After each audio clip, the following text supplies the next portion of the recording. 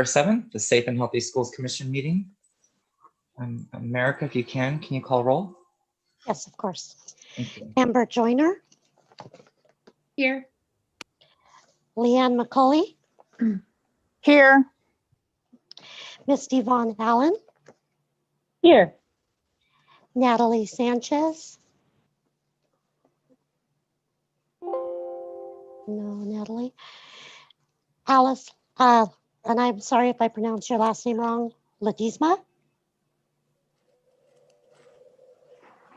Doesn't matter, she's not present. Jim Nadu? No. Sheriff Balaam? Here. Alice, okay, Alice is here. Diane Nicolette? Not present. Marcy Burke? Present. Coretta Patterson? I'm sorry, here. You're good. Jeffrey Frame? Does not seem to be present. Scott Benton? Here. Lorraine Benuto? Here. That is all, Chair Benton. Thank you. And I see that Natalie is shown up, so Oh, no. can we mark her as present as well? I can. Thank you so much. Thank you. Item 1.03 is public comment. Due to the current state of the emergency declared by the governor, members of the public wishing to make public comment about an item on the agenda must submit their comments via email to shsccommittee@washoschools.net. Any public comment received will be forwarded to the Safe and Healthy Schools Commission for its consideration consistent with the emergency provision noted above. America, is there any public comment?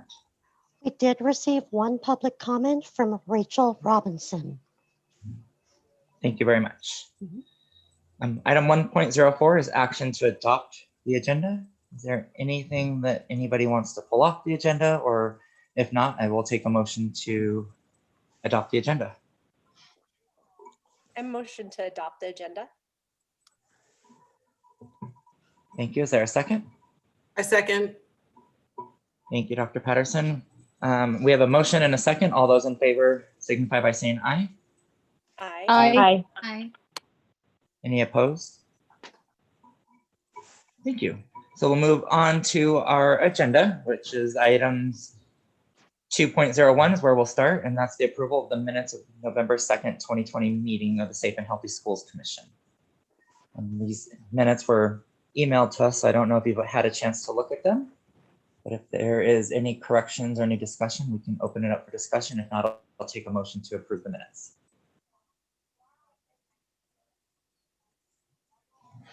I will make a motion to approve the minutes. This Thank is you, Leanne. Leanne. Thank you so much. Is there a second? I'll second. Thank you, Marcy. With that, we have a motion and a second. All those in favor signify by saying aye. Aye. Aye. Any opposed?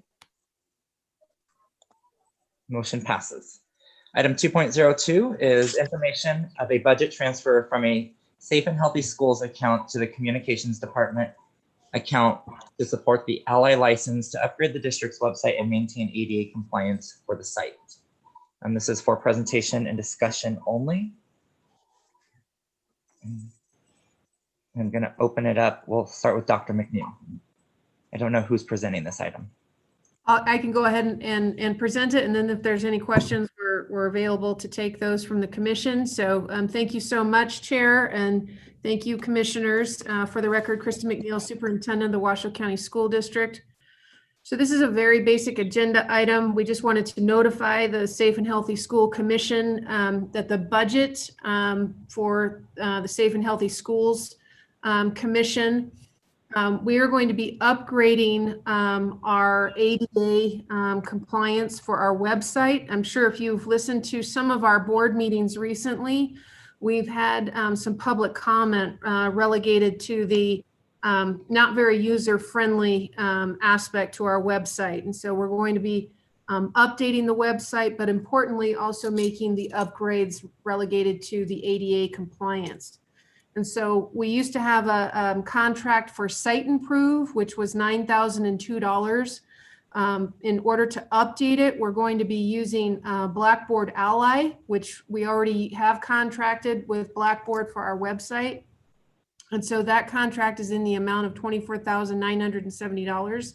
So really, we just wanted to let you know that in order to properly account for the cost, a transfer from the Safe and Healthy Schools Commission budget to the Communications Department of the Washoe County School District's budget is necessary.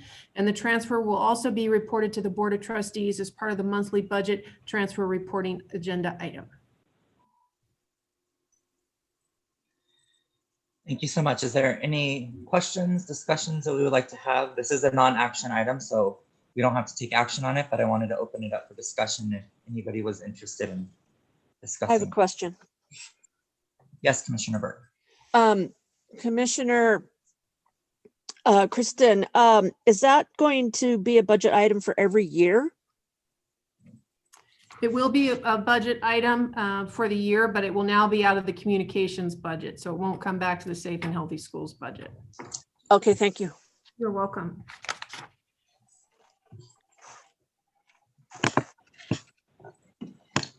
Any other discussion? I'm trying to see if I can see everybody.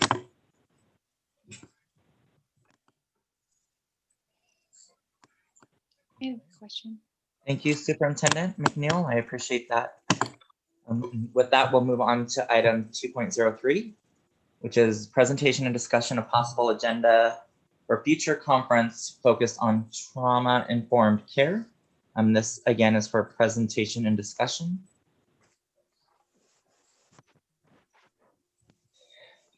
I think this is my turn. I'm up. With the support of Dr. Lamarca. I think what this agenda item really is talking about is what ideas we have for communicating the conferences together, or if we wanted to keep them separate. Just have some discussion around that. I know last meeting we talked about having specific items on our agenda, so this is us bringing it to the commission to open it up for discussions on to see where we want to go with that. Scott, Yes, Commissioner is there a Burke. timeline? I don't think that there's a timeline. I know that we have discussed, Dr. Lamarca and I, the April and May timeframe is our goal as it coincides with some national efforts around suicide. Misty, correct me if I'm wrong. Thank you. No, you're Scott, good. Scott, this is Paul. If you'd like, I could share screen and show a draft of the trauma conference. Perfect.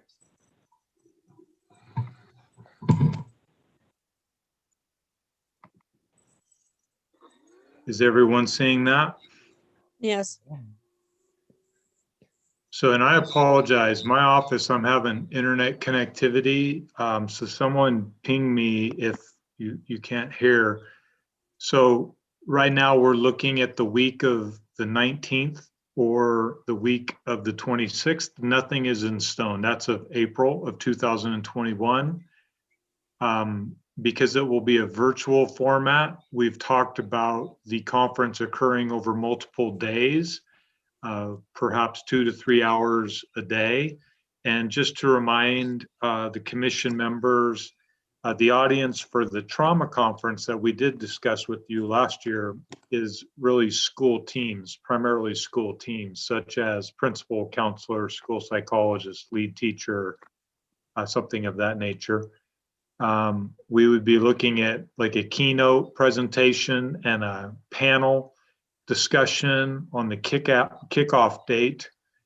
On the next 2 days, there would be breakout sessions, each lasting approximately 90 minutes. By the end of the conference, a person will have gone through 4 breakouts. And then on the 4th day of the conference, there'd be another keynote close as well as a panel discussion. There's been some discussion about breaking folks into job alike or some sort of a essentially a series, so that the breakout sessions that they choose would be optimal given their needs. So for example, all principals might be on one track, while all mental health professionals might be on a bit of a different track. I'm just going to quickly scroll through some of the content areas that so far have been discussed. That includes sort of the physiology of trauma and how that connects with school climate, trauma and implicit bias, engaging families in conversations regarding trauma, multi-tiered systems of support and trauma-informed practice, looking at attendance and behavior as a symptom of trauma, secondary trauma and adult SEL, youth mental health first aid, other mental health issues such as substance use and misuse, community schools approach, which is a kind of an innovative national approach where schools become basically community centers that includes education, but it also includes presence of many wraparound services such as co-located therapy, and then innovative approaches to mental health. So again, this isn't finalized. These are just areas that last year staff had been ready and prepared to present on. So Scott, I'm going to leave it at that just so people have a general taste of what that agenda was to look like last year and will likely look like this spring. Great, thank you.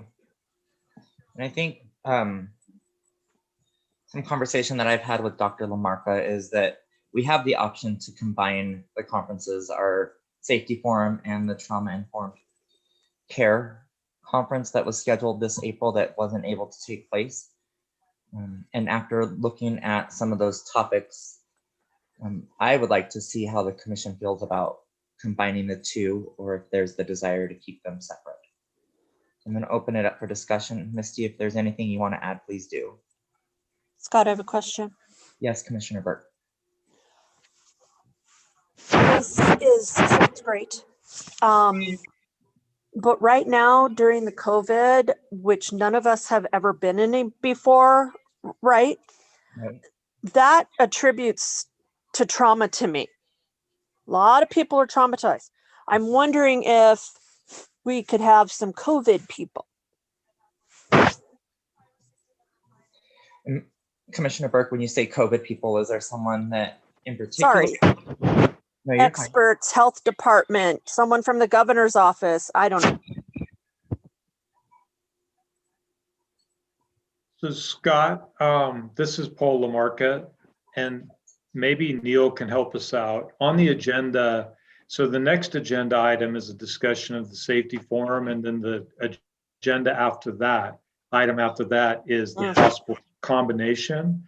But so to Member Burke, my question would be, I think COVID issues are going to be weaved into all of this with respect to the trauma conference. But what I don't know is if you might have been referring to the safety forum or the trauma conference. Well, if we decide to combine them, right?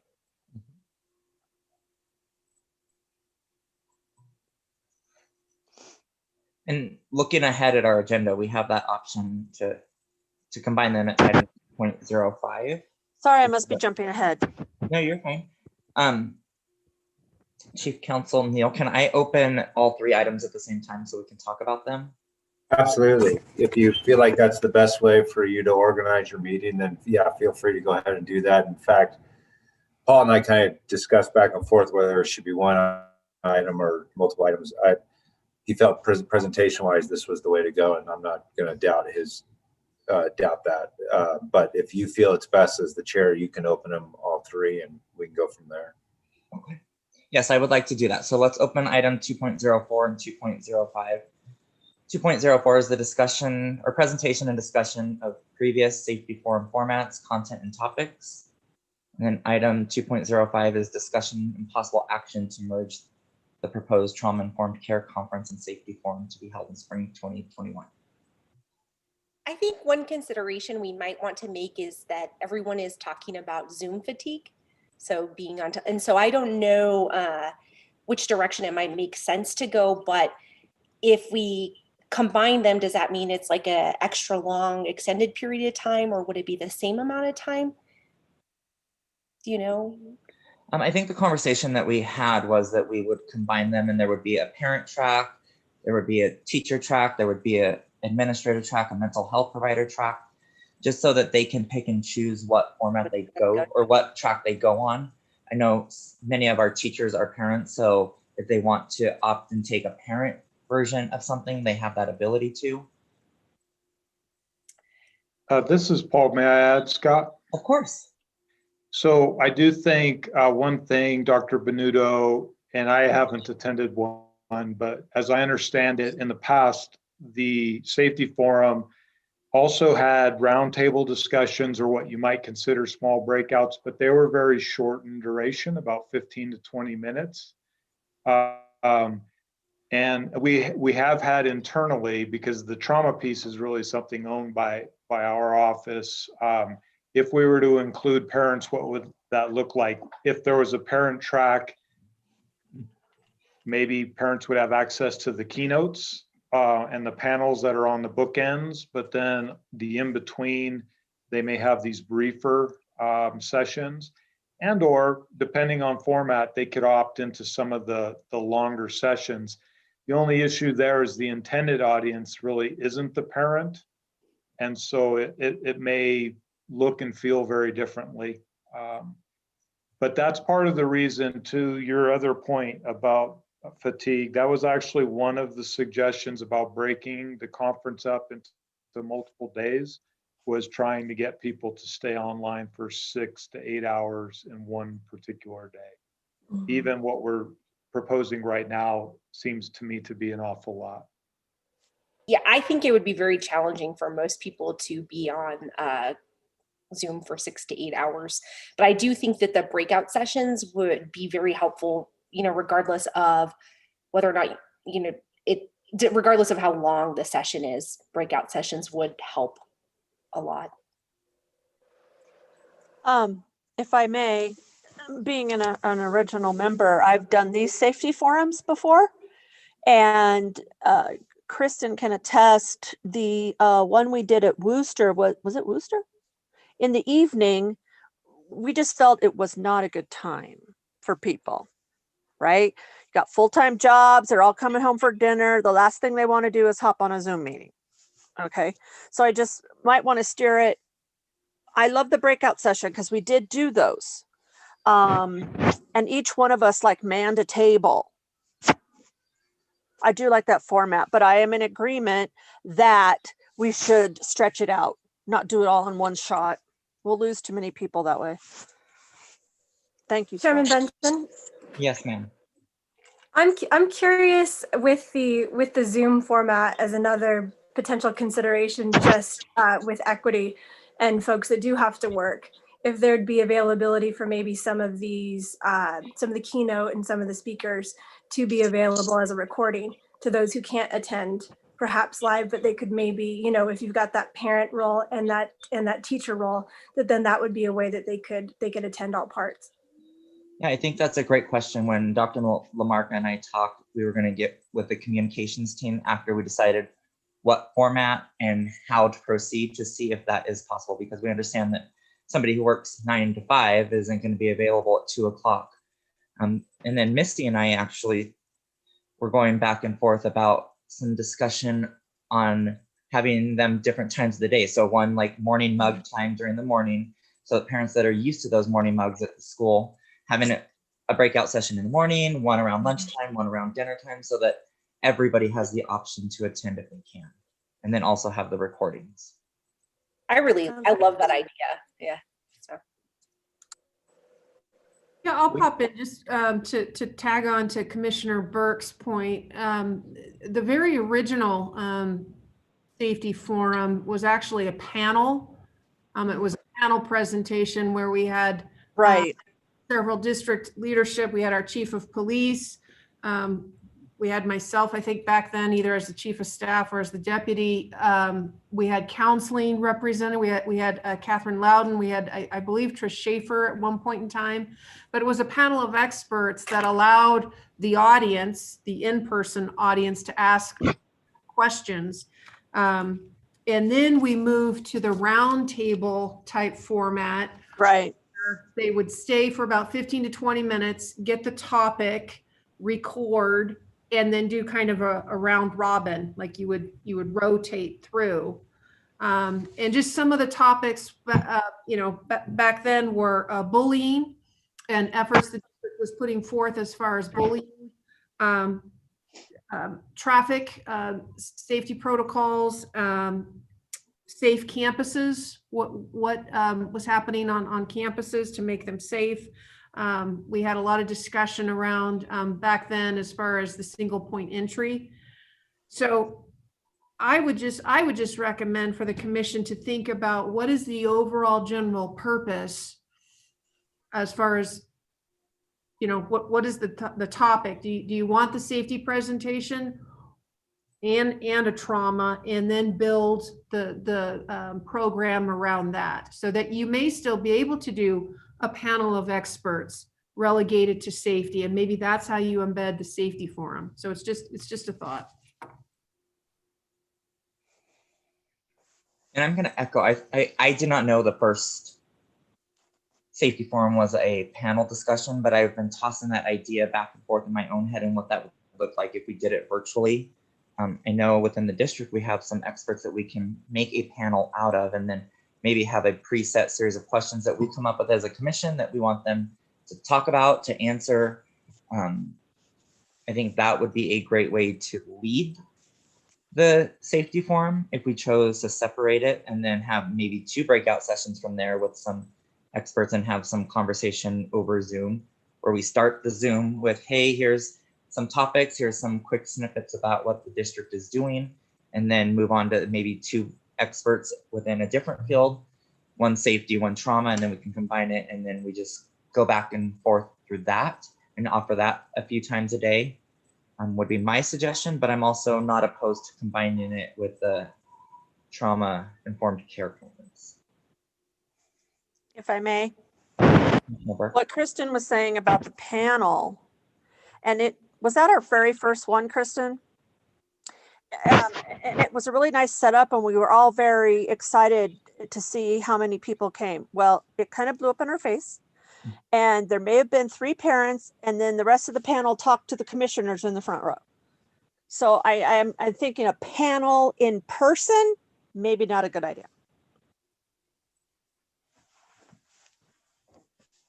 I would agree. I think the community that we live in, we just have to put safety first, and I don't think anything in person from our commission would be something I could stand behind. Right.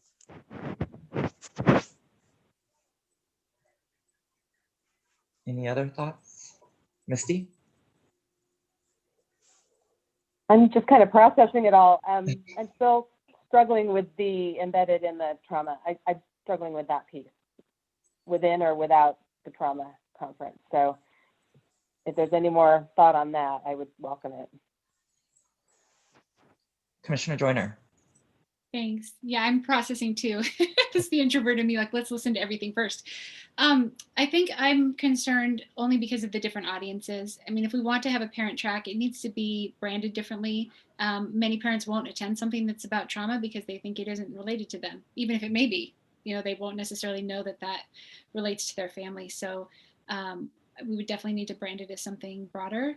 I don't have a problem with it being combined if we think we'll get better attendance and we think that it saves resources for the staff that are involved. I can see the advantages, but I just want to make sure that parents would feel like they were the target audience, that they are the ones we want to hear from, that sort of thing, that it's not a staff event.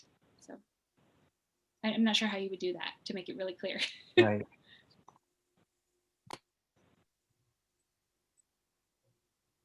Commissioner Sanchez.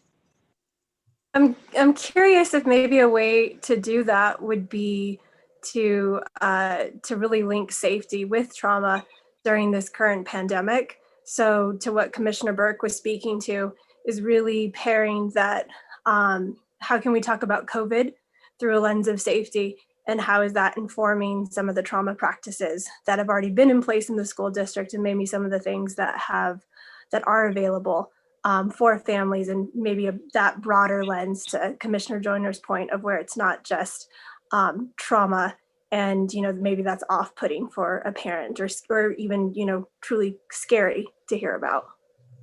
Absolutely. Scott, this is Paul. I do think that in the past, you guys threw out possible discussion of social isolation. This is relative to COVID, I believe. Social isolation, and maybe some of the SEL resources that might be related to that. There was some discussion of having a focused discussion around social media, as well as some discussion of technology and safety related to technology, especially in this time when we're on it so much. And I know that's a personal, for me as a parent, I would like, just me speaking as one person, that I would certainly like to see something around social isolation, and then also around the safety in our technology. I don't know that, I think both of those are very good topics. One hits home during the pandemic because our kids are home on social media, and how do they feel, and how can we make them feel engaged and not feel like they're the only ones going through this. And then again, the social media safety, I think, is a really hot topic within at least the middle school to high schoolers right now. It's its own epidemic. And I know, I don't know.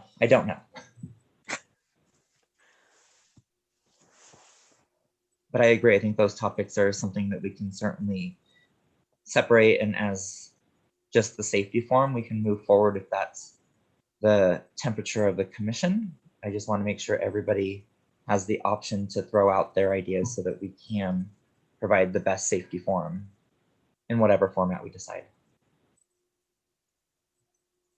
Well, and one of the topics that you may want to explore too is also around drug use, misuse. If you can remember pre-COVID, we were exceptionally concerned about, and still continue to be concerned about, vaping and such in the high schools and down even into the middle schools. There may be around the parent track, some acknowledgement around sex trafficking. I mean, these are all issues that plague our community. And so if we're talking about making parents aware of these types of issues, that may be something that you may want to consider as well too. Thank you, Dr. McNeil. For the commission, what time frame or amount of time do you think is appropriate? I know in the past, our in-person safety forums were about 60 minutes, and we had an opening, then we had some breakout sessions, and then we collected our thoughts at the end. What amount of time, so maybe that can decide the topics or how many topics we are presenting to our parents. I think no longer than 90 minutes, personally. An hour might be too short to wrap it all up with the amount of topics we have, potentially. Right. Josh? Thank you. Yes. To your point again about the isolation, I wonder if it might be better to say household isolation, because it does include a lot of parents. I haven't been out of the house in 6 weeks. I'm about to scream. So I wonder if it would be more advantageous to do something like a household. Yeah, I think that's a great topic. I think isolation as a whole, it seems as though something that I've heard several times just in the community that I am a part of, that isolation as a whole is something that they're suffering from. So I think household isolation is a good way to brand it.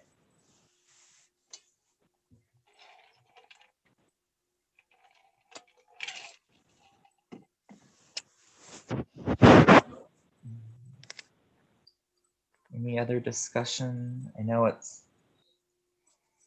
hard. I think we need to throw out some ideas, and I would like some action taken today just so that we can get the people involved, if it's communications, if it's the experts within the school district, if we have to look outside of the school district for someone to talk on the topic. I think the more time that we're able to do that and plan for staff to have time to do it. I know it sounds like it's a long time away, 4 months, but that's only 4 meetings that we have to put this all together. We have January, February, April, or January, February, March, and April. Scott, are you talking about possibly putting together a subcommittee?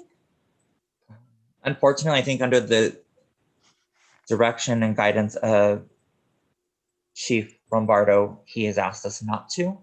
So it's been some discussion. He's such a buzzkill. And that's why today's agenda is mainly around these 2 topics of the safety forum and the trauma-informed care. Just asking. No, we tried that last meeting and it was not recommended, which I can respect that. Scott, this is Paul, can we push Neil a little bit though? And he'll get mad at me. But I do think one of the considerations has to be who actually does the planning of the meeting. My understanding was that this is to be planned by the commission itself. And because you only have a monthly meeting, like you said, you don't have that many junctures. So someone's going to have to be doing something in between meetings is my point. Good point, Paul.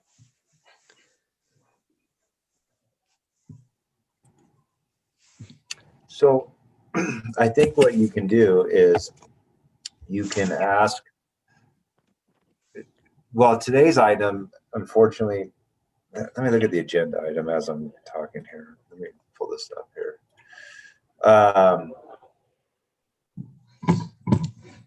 Yeah, so we're allowed to talk about logistics.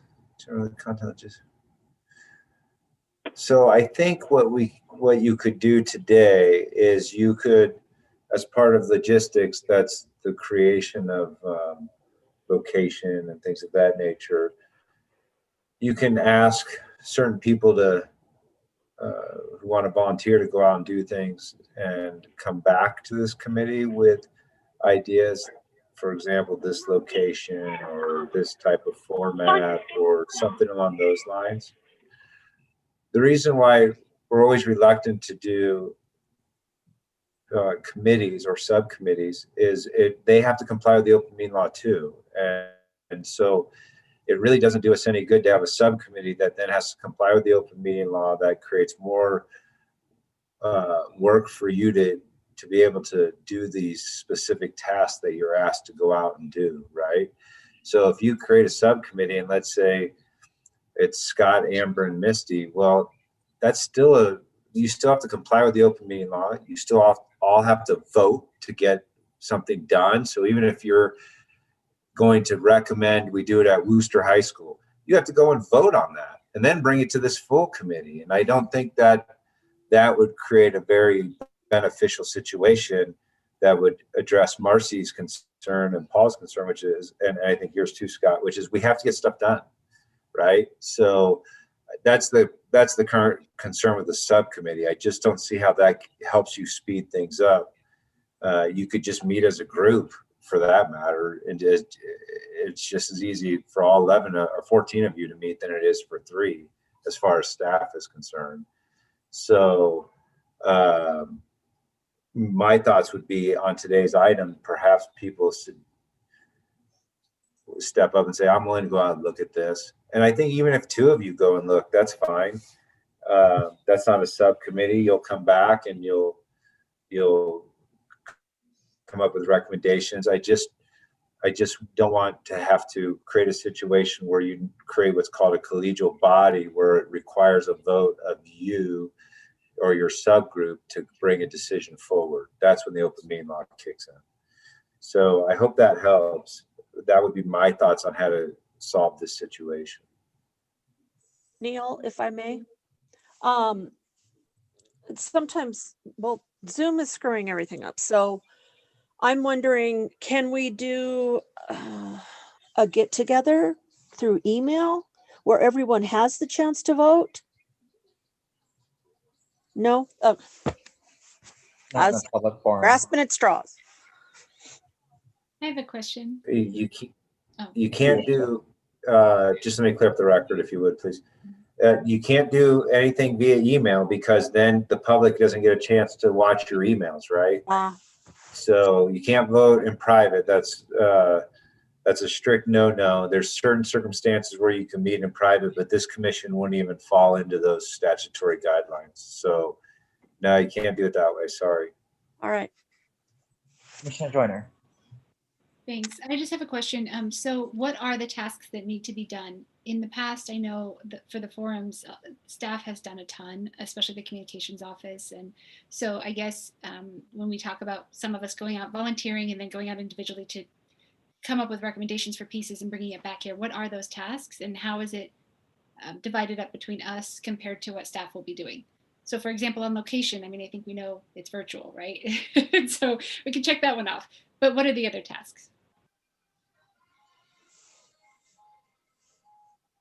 Megan, I don't know if you want to weigh in on this. I know in the past we've had a dedicated staff member that helped us plan the safety forum. I don't know if that wasn't it? Capacity for the communications department. Right. I mean, we would still obviously be helping in some capacity. I guess that's what we would determine here, you know, what our level of involvement would be versus committee members. But yeah, in terms of not just location, but then considering who needs to attend in terms of the experts, working out all those logistics in terms of getting them there, considering topics, what you want them to hit on, developing perhaps talking points to make sure that it hits on all the subjects that you'd like for the event. We can help, of course, with all the promotional pieces. We just sort of would probably need kind of a point person as sort of a sign-off perspective for the committee. If we're developing, let's say, messages to the community, we may want to have a point person for media and social media. I know in promotions before we've done Facebook Lives, for example, to promote the event. And also just pitching that to our media partners, somebody who could be available for interviews to talk about the event. We, of course, can help, you know, connect and facilitate any internal school district interviews and that type of thing. But if, you know, if there's particular point people that you want to bring in community-wise, that some of you may have those contacts, it would be helping with those relationships. I would also say in the past, I know the commission has helped a lot with just driving general traffic. We had written sort of a formulaic email or invite just for you to invite your personal contact groups. That's something that was successful in the past because you're all operating in circles that may be beneficial and may want to attend an event like this. So just some of those other logistic organizational things, but we're happy to be kind of the center logistical piece of that. If you want to maybe connect, you know, do some of those job assignments today, and then we can provide that connection, if that makes sense. Yes, thank you, Maggie. Mm-hmm. Commissioner Joyner, I don't know if that answers your question. It does, thank you, yes. So, Awesome. Yeah. I'm happy to help with something, whatever. I don't quite know which one to volunteer for at the moment, but right. I'm, you know, happy to be assigned to something. Just from maybe a reflection point of this in-person safety forums, as a commission, what would you like to see? I mean, reflecting back on what we've done, knowing that we're living in this pandemic, how would you see the safety forum in 2021?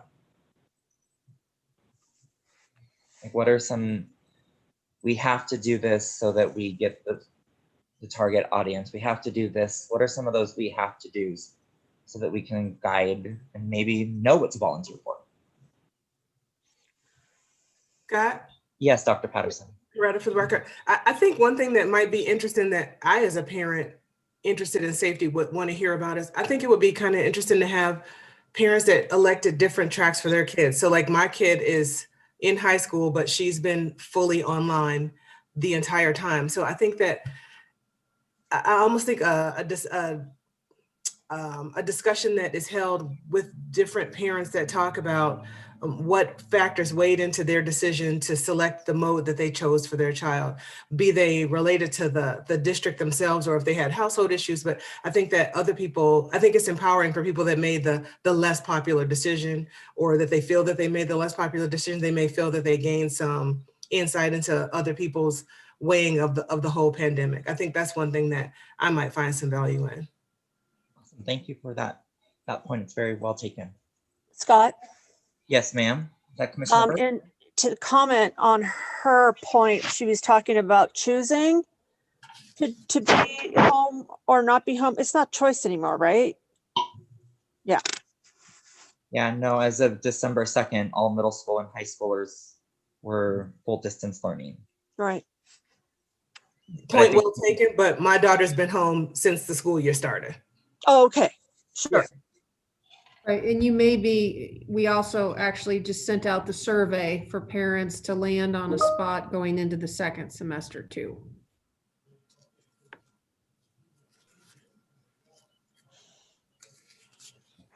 So I'm going to open it up and ask you guys to throw out some ideas, something that we can take action on,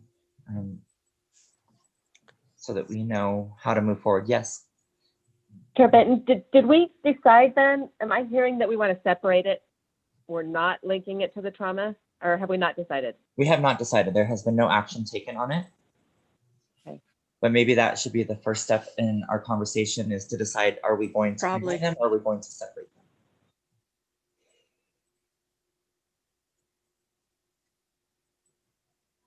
them? I'd be interested to hear what Misty has to say about that. Thank you, Commissioner Burke. I think what I'm hearing is the Zoom fatigue, the overwhelming topics, to be honest, on the trauma conference. They're beautiful, but if our audience is mainly parents, I feel comfortable separating it maybe a month either direction of the trauma conference. At least 2 weeks either direction. Thanks, Misty. I don't know if that helps, Marcy. It does. And I would have to agree with Misty. I think separating them is best so that we can target our parents and make sure that the topics that parents want to hear are the pressing topics that we talk about. I think separating them 2 weeks would be a great idea, pushing it into May, as that tends to be a time that school's winding down. We aren't doing much other than graduation stuff in that time frame. So we might get a different audience that we normally wouldn't get in April. I don't know. I think that the virtual forum is going to make it easier for people to attend. We just have to be cautious and cognizant of the times that we offer it so that everybody has the ability. And to Commissioner Sanchez's point, equity has to be one of the big thoughts in how we plan this. This is Amber. I have a suggestion. I mean, I think some sort of joint format of having the panel of experts at the beginning, and then after the parents hear information, then they can choose a breakout room. I think that might be the best format. I'm just thinking as a parent, not knowing what I'm getting into and then showing up and becoming interested in something or learning more about it before I choose my breakout room might be the way to go. But then I think it's a great idea to maybe, it's more work on our part, but especially since we'll probably be helping in those breakout rooms is what I'm guessing. But I would like to, repeat the roadshow the 2 or 3 times in the different time slots. I think that makes sense.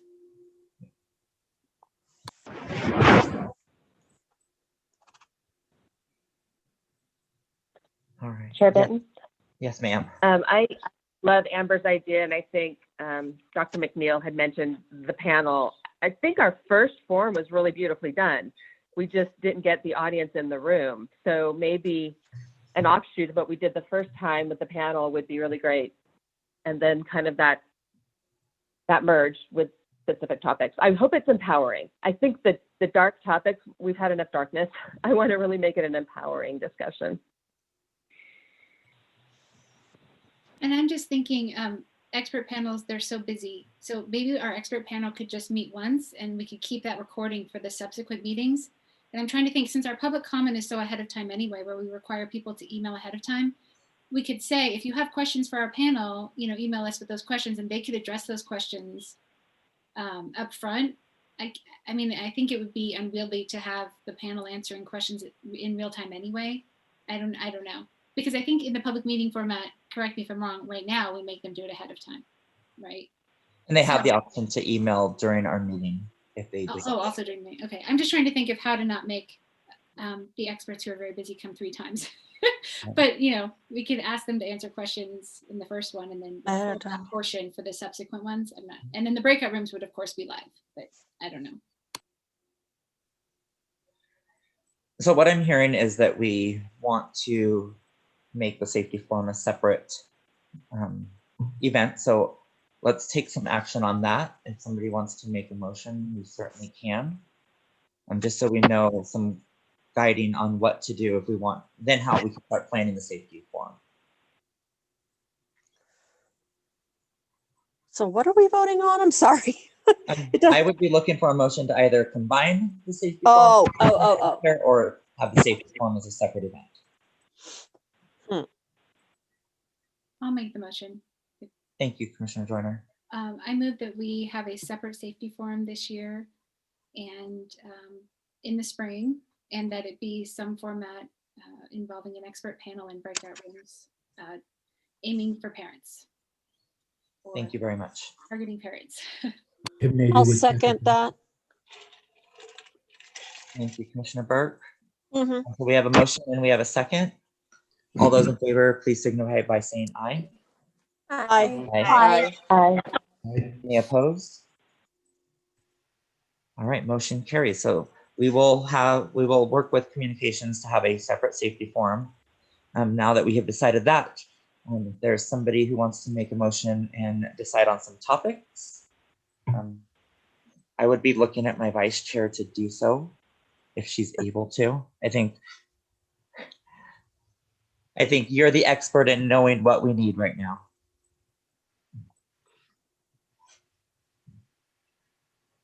Yeah, I'm stuck with Neil's recommendation. So if we come to make a list and come back to the next meeting with that list, or is that too tight? We can certainly do that if that's the decision of the commission, is to come with a list at the next meeting and we can decide on the topics then. But it sounds I like think our we should motion decide from- now. Okay. It would just put us a little more ahead of the game. All right. I agree, Commissioner Burke. I'm willing to accept an emotion from anybody and we can all agree or disagree on the motion based on the topics that anyone presents.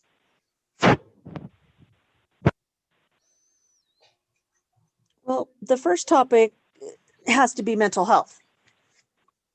That is kind of what we're focusing on, right? In some capacity, I would agree, yes. Mm-hmm. I mean, and me as one person, I would like to see something around safety and what that safety looks like. It could be an all-encompassing safety and what the school district, or if there's, like Dr. McNeil said, there's sex trafficking, there's pedestrian safety, there's all of this. And then there's also the drug use and misuse that hit us really bad before the pandemic. So the pandemic has not necessarily taken away from that work, but I I also hear what Misty is saying and that we need to have it empowering and not necessarily dark and gloomy. So I don't know how that would look. Yes. Misty. And I'm sorry, I think that was just me feeling a little overwhelmed with Monday. So I'll strike those words. It doesn't make any sense. We're here to deal with the difficult topics.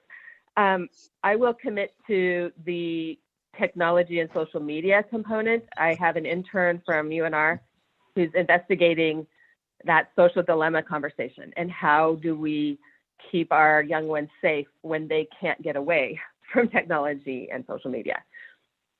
If that sounds like an okay topic. Certainly, I think it would be open to whoever is willing to accept or make the motion so that we can bring our ideas as a collective group. So Scott, do you want us to throw out some ideas first and then we'll try to write them down, then somebody can do a motion? Sure. Okay. Because I'd say at least from law enforcement, and this is with COVID too as well, all this has been exacerbated, but the sex trafficking and that type has really, now that we have a full-time team within the law enforcement realm, we're seeing how deep and how much of a problem this is. So we could find an expert to sit on that panel if you want. Thank you. Are we brainstorming topics for which portion, the healthy and safe schools or the trauma?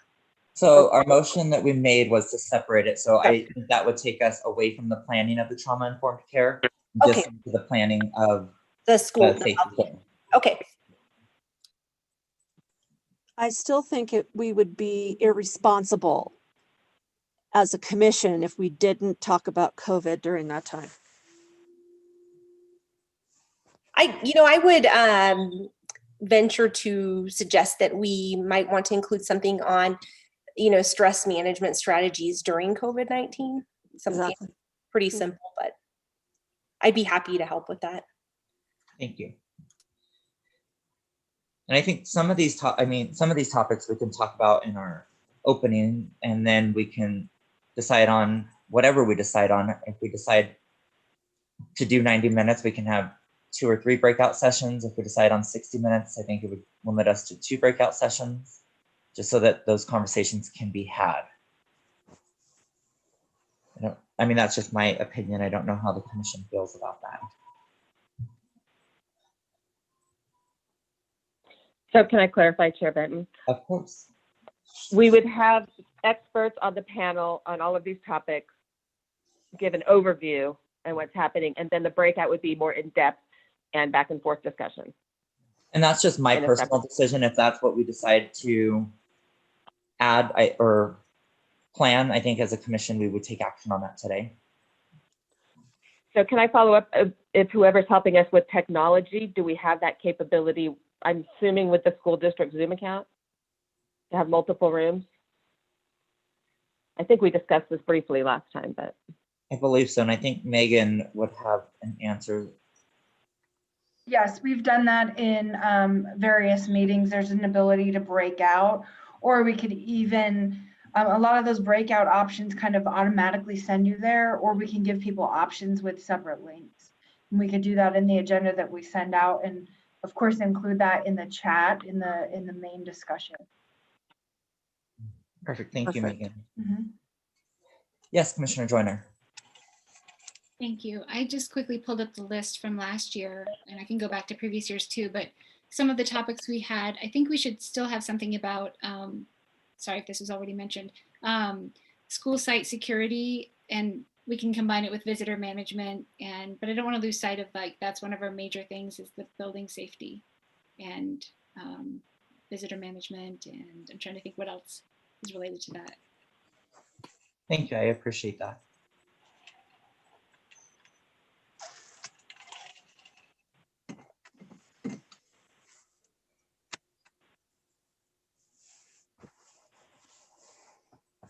I know it's a lot to take in, and we all have things that we're all individually passionate about. I don't know if you want to hear the rest of the list just in case. Sure. Emergency procedures was on there. I don't know if that can be combined with a buildings topic maybe. social media and communications was one. Sounds like we already have social media. And then bullying was the other. And then we had mental wellness, which we've already talked about having, and then bullying was the other one. Mhm. Thank you, Commissioner Joyner. The other one I'd throw in there is if we want to take out maybe the human sex trafficking part, but I think we'd be remiss, especially after we had the overdoses at Damani last year in our opioid, to talk about the opioids and that effect, and maybe swap those two, or if we can combine them. Because again, that is only increased with COVID. The kids just aren't at school. So I think that is higher on the priority list than sex trafficking, but I'd throw that out to the committee. Thank you, and I would agree. Maybe we can have a combined breakout session that talks about issues plaguing our students and combine sex trafficking and drug misuse and drug overdose. And that be a topic of discussion, and then include in there the social media aspect of things. And then I think we need something that is more geared towards mental health. So what are we doing to, like Dr. Benuto said, something that talks about how are we coping? What are our coping mechanisms mentally during the pandemic? Yeah, one other idea, and this might not be the appropriate forum for this, but I think a mental health topic that doesn't get much coverage is serious mental illness. So, you know, what does one do when they encounter an individual who has something like psychosis? And when we have individuals who have that presentation, we're most typically going to see it in adolescence. So, you know, school personnel is going to come in contact with that. I don't know that this is the appropriate forum for that, but I just kind of want to put that out there as a potential topic. Awesome, thank you, I appreciate that. Scott? Yes, Commissioner Burke. I'm thinking about the technology aspect, kind of runs into social media at the same time. So if parents are at work during the day, their kids could potentially be on the computer the whole day. We might want to teach, if you will, how to turn off your Wi-Fi, do you know what I mean? Mm-hmm. Just little things that's kind of their way of tracking it. We would do that with the kids over like winter break. We didn't want them on the computer all day. So we gave them 2 hours. They could break it up or not, but then I would turn it off and they couldn't turn it back on. Anyway. I love that idea. You know, working with parents, a lot of times I hear just that they feel that they can't control their children's, you know, internet usage. And so teaching that type of strategy. And it's not just that way. There's other ways. Of course. Mm-hmm. I know as a parent personally, I've struggled. I limited my kids to 2 hours a day, and now I'm like, oh, nope, you need to go to school online, so you need more time. But being that I work in the essential field of homeless services, I don't get to stay home with my children. And so I rely on them and trust that they're doing what they're supposed to until I get notification from their teachers or counselors or admin team from their school that, hey, your kid's missing 17 assignments. I'm like, well, you played your game for 17 hours. You didn't do any schoolwork. So I think that's something as a parent, I think I struggle with.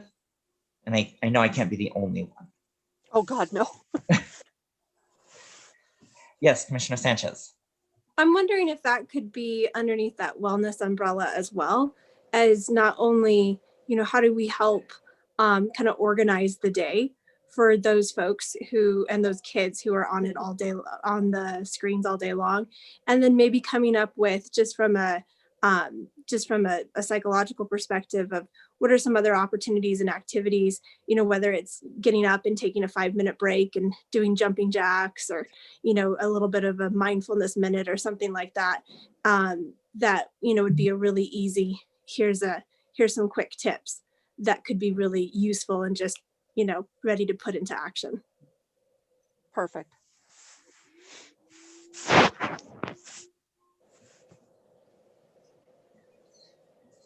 I like everything that has been thrown out. It makes it hard to decide what to plan for.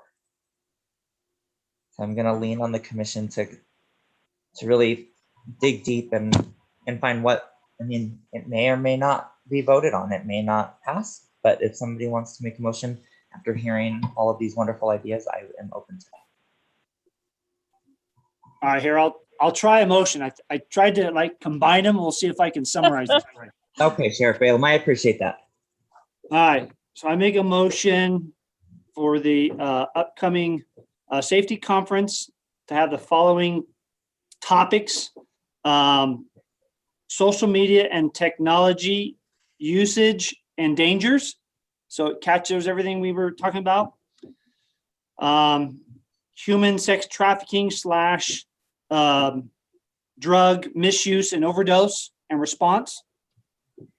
Stress management and coping mechanism skills in dealing with COVID and the stresses that come from that. And then I kept the one that Amber put out, the visitor management and school site safety / emergency procedures, maybe. Then it covers everything that on site. Because I think we had 4 categories last time, Amber, and if we get too many, then we'll have way too many breakouts, but I throw that out as a motion to vote on. Thank you. I appreciate the motion. Is there a second? I have a quick question. Yes. I'm sorry, Chair Benton. Are we putting mental health under the stress and coping? Are we combining that, or did we forget mental health and wellness? I was going to offer an amendment. I agree. I think that was separate. Okay. I mean, I don't know. Well, it I should think have Sheriff its own. Balaam would be the one to decide that since he made the Okay, motion. so I'll add a 5th one of, sorry, I missed out. Mental health and well-being or wellness. That'll work. Perfect. Thanks. All right, we have a motion. Looking for a I'll second. second that motion. Thank you, Vice Chair. So we have a motion and a second. All those in favor, please signify by saying aye. Aye. Aye. Aye. Aye. Aye. Any opposed? Motion passes. Thank you very much, Sheriff Balaam. So with those topics, is there a format that we want to come up with? I think we need to come up with a time frame and a format of laying out the content of the actual safety forum. And I saw Misty's hand raised. So I might need to ask Neil. Thank you, Chair Benton. I am willing to reach out to each person who made these motions for topics one-on-one to get their recommendations for an expert, if that would be okay. And that might help set the format. Yeah, I think that's fine. Great. I'll be calling you, Sheriff.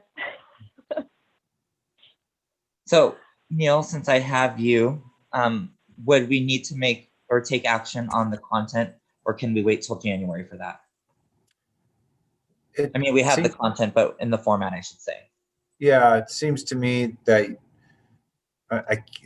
it's ultimately your call, obviously, but it seems to me that you probably want to hear back about what the content is and what it's going to look like before you can figure out the format, in my mind. But maybe if the commission has an idea, go for it and decide. But and I see Paul's agreeing with what I said, so I'll just leave it at that. Since Paul agrees, I'll leave it at that. And I would agree. I think Misty has volunteered to do some legwork, and I think that will set some parameters. And I think at our next meeting, we have done a lot in today's meeting just by setting that we want the safety forum separate, and then having our topics of discussion for the safety forum. And then thank you, Misty, for volunteering to do some of that work. And I know to Megan's point, she wanted a point contact or contact person should it need to be. I'm willing to do that if that needs to be done, Megan. Can't ask Misty to do it all. But if there's anybody else who's willing to volunteer for any of the things that Megan had suggested, please feel free, so that we know that I feel very good about the action that has been taken today for the safety forum. I think we are on the right track and in a good place now. Yes, Misty. I just have 2 confirmations. Can we solidify a date? So as I reach out to people who might have experts, we might be able to solidify that expert sooner than later. And then 2, Amber, Sheriff Balaam, Dr. Benuto, I'm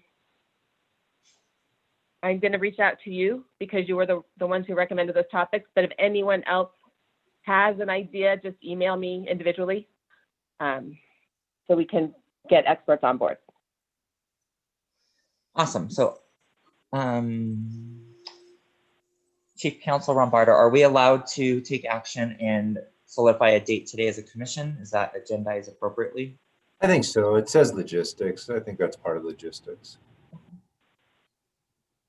So the next thing I would be looking for is a motion for a date. Maybe we could have some conversation with Megan and Dr. McNeil on dates that work for you two, as I think both of you are really needed to be involved in this. I know originally Dr. Lamarca put out the dates of the 19th and the 26th for the Trauma-Informed Care Conference, so I assume those 2 dates are where they're going to fall. So Missy, I don't know if you're interested in before or after. Or if Megan, you have some dates that you can throw out that works communication-wise.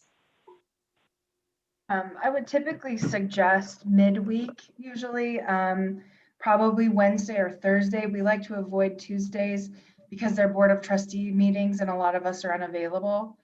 And if we can drill down on a couple weeks, we can do a harder look at those.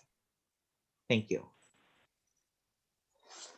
Yeah, I think if we can look at doing something maybe mid-May, so, you know, the 12th or the 13th or the 19th or the 20th, I would ask that we stay away from the last week of May and into June, obviously, with whatever type of graduation ceremonies we're going to be having.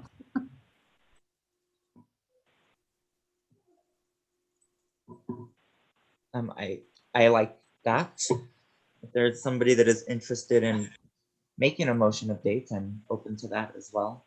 Question first. Yes, Commissioner to Book. Dr. McNeil. Mid-May, since my kids aren't in the school district now, I don't pay much attention to tracks, but isn't there somebody who goes out earlier than that? We no longer have multi-track schools. Okay. Perfect.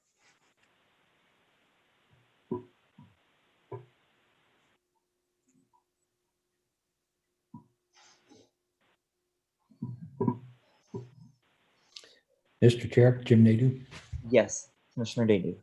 I would move that we set the date of May 12th for the safety forum.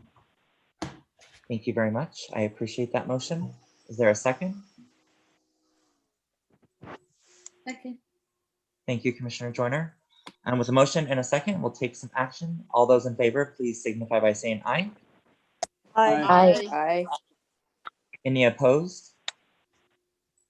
Thank you very much, Commissioner Nadeau. That passes unanimously. So May 12th is the date that we will plan for our safety forum to happen.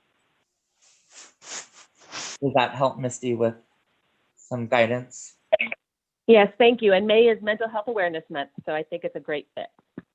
Awesome, thank you. Yay. To the commission, is there anything else that you want to take action on around the safety forum, since we have those items open?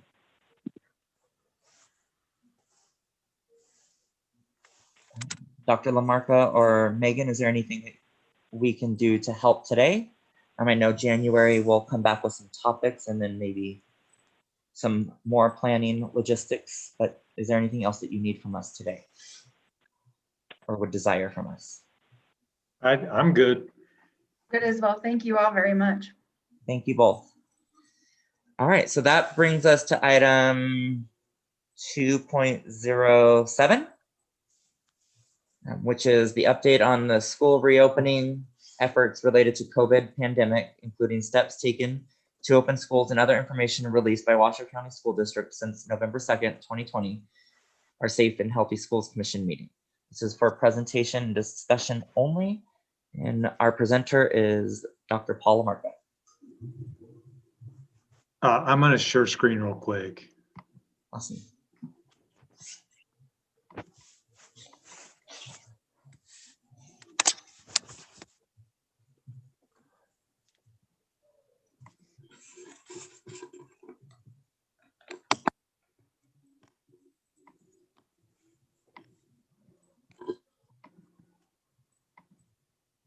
Okay. Are you all seeing that, Scott? Yes, sir. Okay. This will be quick.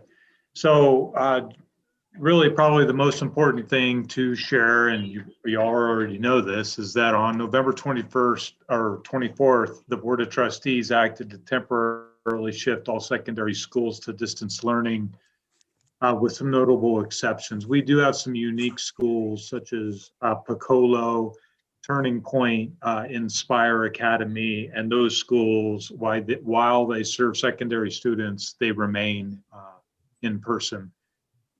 We also have some students with disabilities that have some special programming, and some of those students are eligible to come to school every day, and some are just coming in a couple of days a week. As part of that action item, the board also signaled that we would return to hybrid learning at the secondary level on January 4th.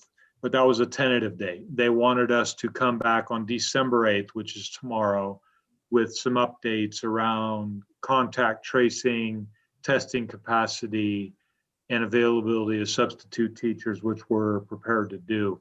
I think the real important point with this is that it's clear that this surge is a community issue, and we need community partners to help us in making it possible so that we can safely return to schools.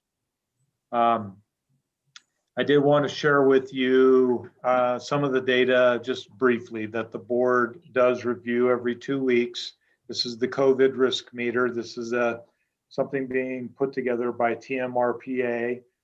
We do communicate with them regularly as part of a group that the mayor of Reno has put together.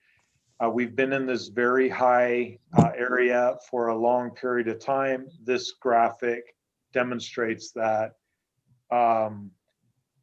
we've been in the red now for going on 4 weeks, and we've been very close to going into purple for a few days. There's a variety of indicators, and those are on the left, that the COVID meter uses in making its assessment. It looks at risk assessments which are basically folks that are seeking through the Washoe County Health District to get a COVID test because of symptoms. Looks at test positivity, which is basically just the rate of positive tests among those who seek tests. We're at about, I think, 21.2 test positivity as of yesterday, and that's very, very high. New daily cases per 100,000, medical interventions specific to COVID, and then just general hospital use. And then this piece of information, we update this 3 times a week here within the school district. All of the information that is here, though, comes to us through the Washoe County Health District. Sort of the top tier is community-wide statistics, including test positivity, average daily cases. This was as of, actually it says 11/21/2020, but this was as of Friday. Sorry. Then you have the middle tier, which are community age cases among school age children. But please note that all these kids do not go to Washoe County School District schools. And then in the bottom third, you have Washoe school specific data. This has been very confusing out in the public. One, there's a lag in the data when we're able to report it. Again, we get all the information from the Washoe County Health District. But 2, we only report cases when the person who is positive, whether that be a student or a staff member, was known to be infectious while in school. And so that has often led to some confusion about a perceived underreporting of cases. Okay, that's really all I was prepared to present, Scott, but I know Dr. McNeil's on the phone, and I'm sure either of us are happy to answer any questions. Thank you. I will open it up to the commission if there are any questions. I have a question, please. Commissioner Yes, Burke. Why were elementary schools allowed to continue? Just general. I'll go ahead and start, and then if you want to Thanks, add Kristen. anything, Dr. Lamarca. So we had to really take a look at the resources, and that goes into contact tracing, the ability to have guest teachers and testing. And so it was felt, the original recommendation that the superintendent, myself, put forward was to move elementary, middle, and high to full distance learning, which has a lot of implications for our community. And so in meeting with the health district, the county, and looking at this, it's very difficult to have our elementary age students. I think you all have probably read the studies, same as we have, as far as how distance learning for a long period of time is affecting. And I don't want to say just our little ones, but really around academic achievement. And so it was felt that we would have in-person elementary schools stay and be able to use the resources that would not be used for middle and high school if they're now full distance, to be able to support our elementaries having in-person learning. So whether that had to do with being able to redeploy middle and high school staff, which is at a premium, to our elementary schools to help out with our elementary schools. And this actually has, and we'll be able to demonstrate this tomorrow, it actually has helped with the shortage of substitute teachers. So typically between middle, high school, and elementary schools, we were running around 200 vacancies a day. And since our middle schools and high schools have moved to temporary full distance learning model, that number has dropped precipitously to allow for coverage within the elementary school. Don't forget that this also goes into us being extremely aggressive with exclusions. So we're not just excluding 1 or 2 students, we are excluding entire classrooms, and if necessary, because the contact tracing efforts have not been able to be kept up to date, if we have to move an entire school to full distance. And so the direction of the board was, we still want you to be that aggressive, that you have the capabilities to move an elementary school if needed to full distance. And so right now, where we are right now is we have TMCC High School, which is obviously modeled after what TMCC is doing. So they're on full distance. And then we also have Gerlach on full distance as well too, right now. Can I follow up, Dr. McNeil? Aren't there some teachers doing both at the same time? They've got 11 kids in the classroom and another 15 at home. Are they doing that? And it would depend, Commissioner Burke, on the particular school.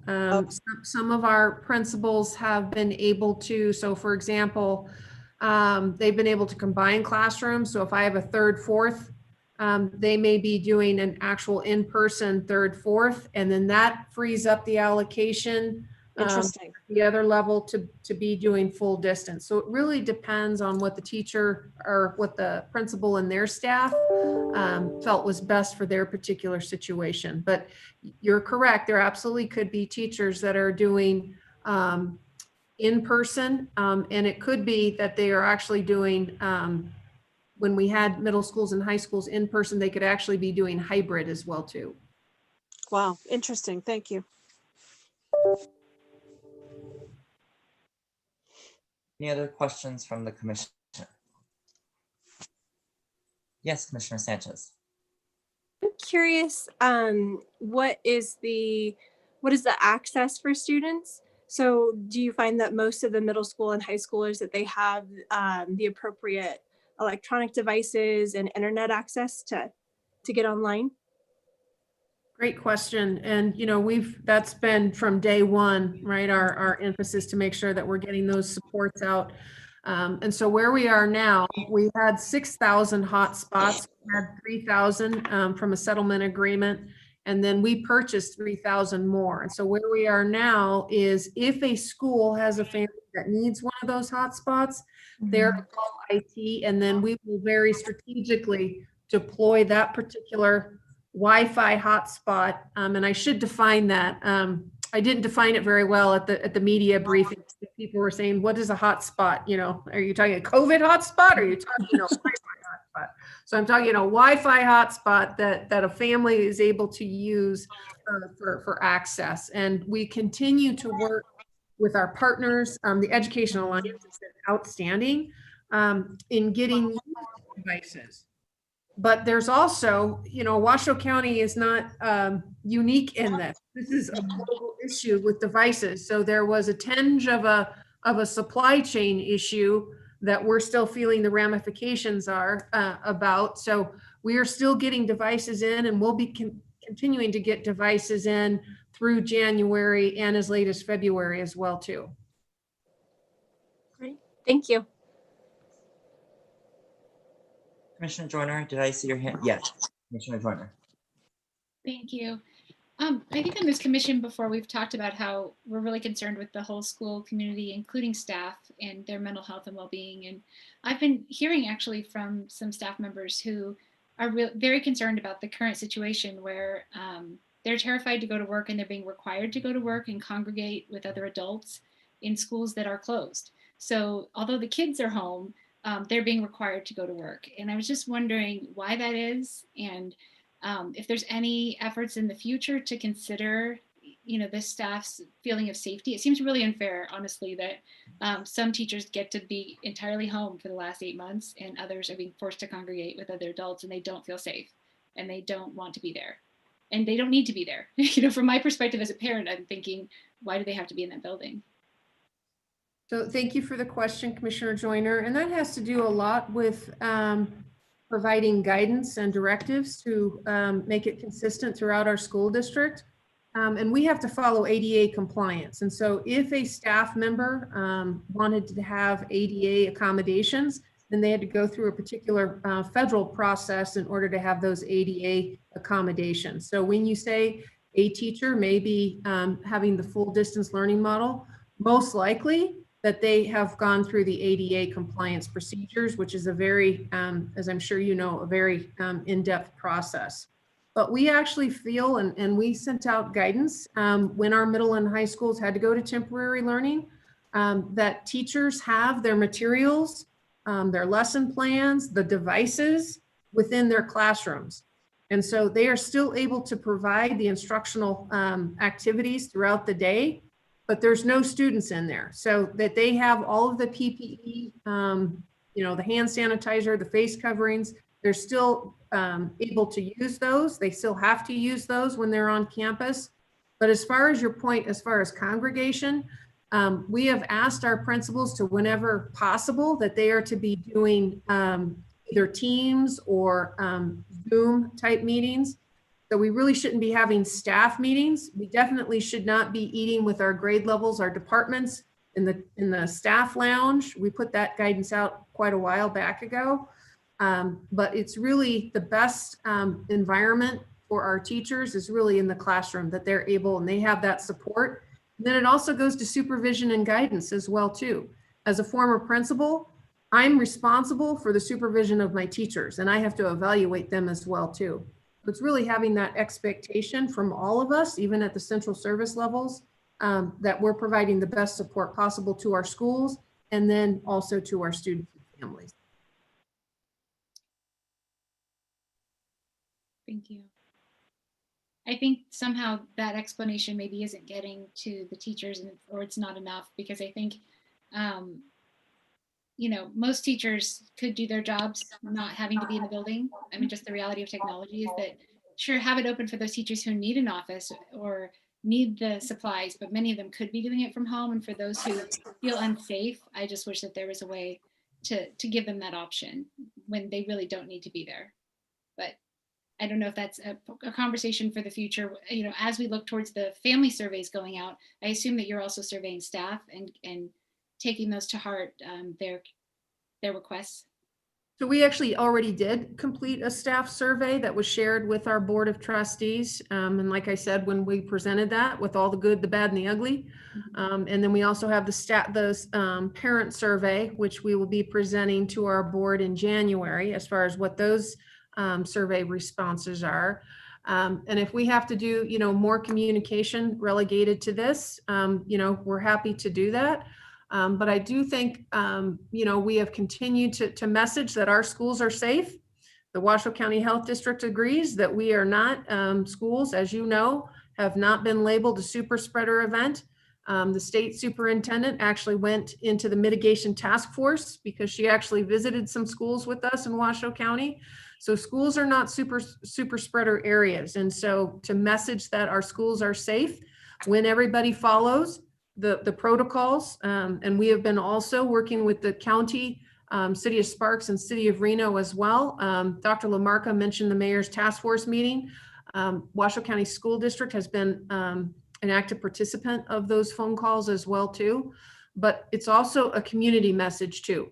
And so to make sure that our community is following those protocols, I put out as the superintendent message before Thanksgiving, to be safe around our community, face masks, only going to essential services, and then our schools having the frequent cleaning protocols in place, all of our PPE protective equipment as well too.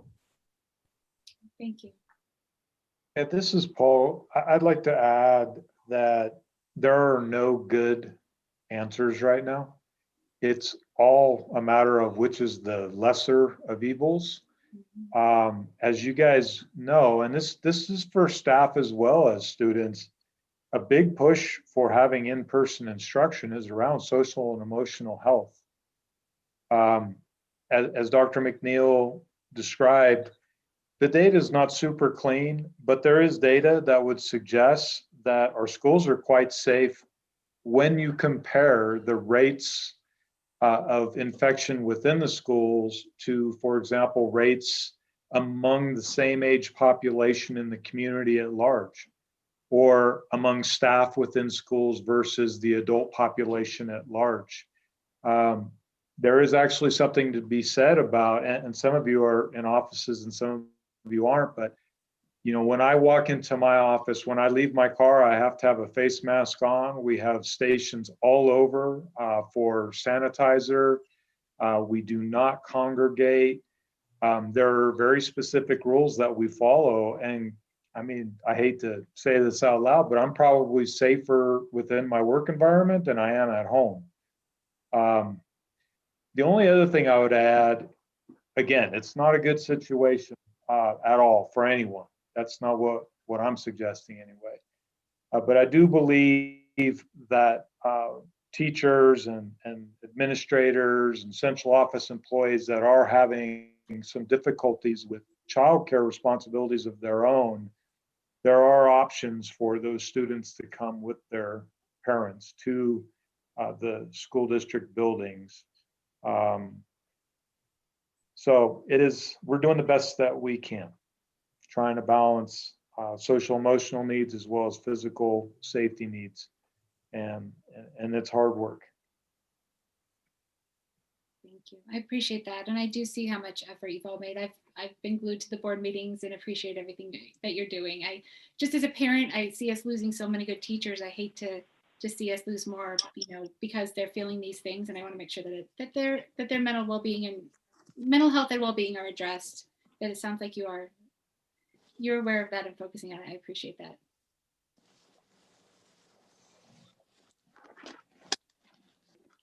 Thank you, Amber, for that great question. And thank you, Dr. McNeil and Dr. LaMarca, for providing some insight to what we don't see every day happening. And with that, I'm going to open it back up to the commission for any other questions, comments. I have a question. Yes, Commissioner Birch. Just to highlight what Commissioner Joyner was saying, some friends of mine who are teachers have said things like, we can't go home because we'll lose our jobs. And I don't know, and like Amber said, I don't think it's fair. And for their social and emotional learning, I mean, for them mentally, how hard is that? I mean, it's terrible.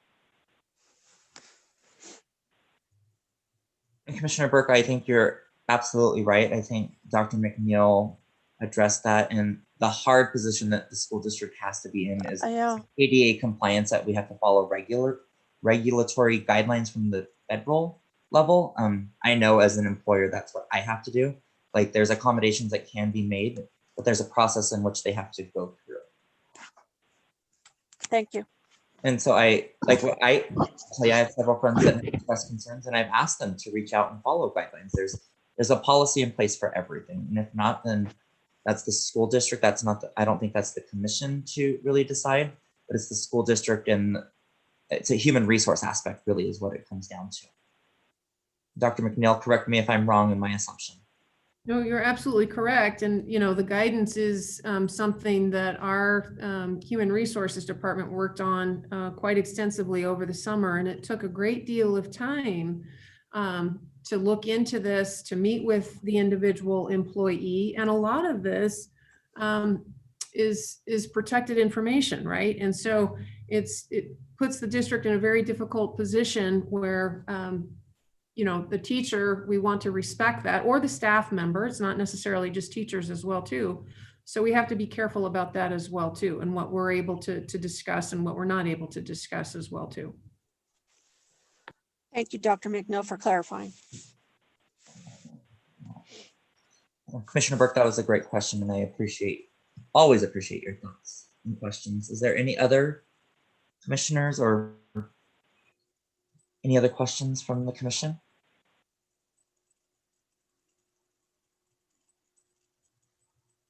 All right. With that, I will close item 2.07 and move on to our closing items. And 3.01 is public comment. And I'll read the statement again. Due to the current state of emergency declared by the governor, members of the public wishing to make public comment about an item on the agenda must submit their comments via email at shscommittee@washoschools.net. Any public comments received will be forwarded to the Safe and Healthy Schools Commission for its consideration consistent with the emergency provisions noted above. I'm going to ask our recording secretary if there are any other public comments. No, Chair, but there has been no other additional comments. Thank you, America. Item 3.02 is our next meeting announcement. Our next meeting will be Monday, January 4th. And I'm reluctant to say 2021 via Zoom. This year has gone by way too fast. And I think without seeing everybody every month, it has made it harder to accept 2021 is coming. With that, I will adjourn the meeting at